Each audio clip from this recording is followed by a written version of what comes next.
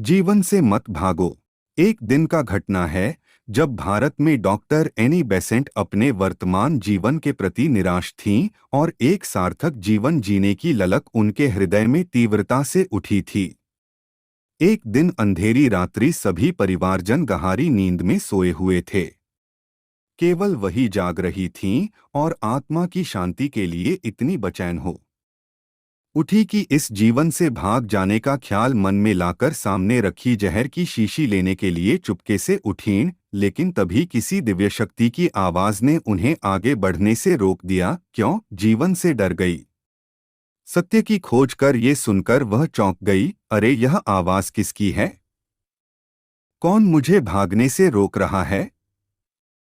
उन्होंने उसी समय निश्चय कर लिया, सार्थक जीवन के लिए मुझे संघर्ष करना ही होगा। सत्य की खोज के लिए वे अपना परिवार, सुख संपत्ति आदि सब कुछ छोड़कर भारत आ गई।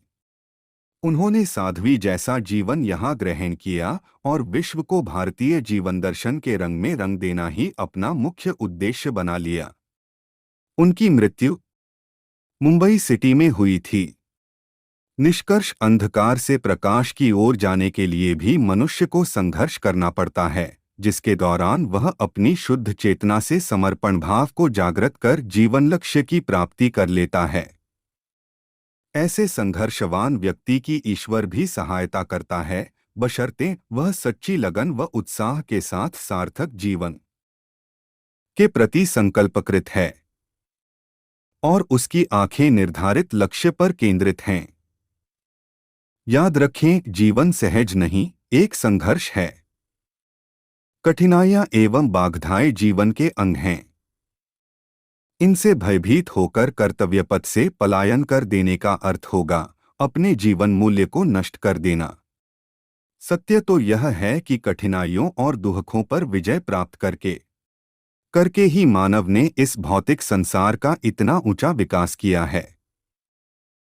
जब कड़वी दवाई के सेवन से रोग का निदान शीघ्र होता है, तब हम अपने जीवन लक्ष्य की सिद्धि में संघर्ष करने से क्यों कतराएं? हेनरी फोर्ड का कथन ध्यान देने योग्य है।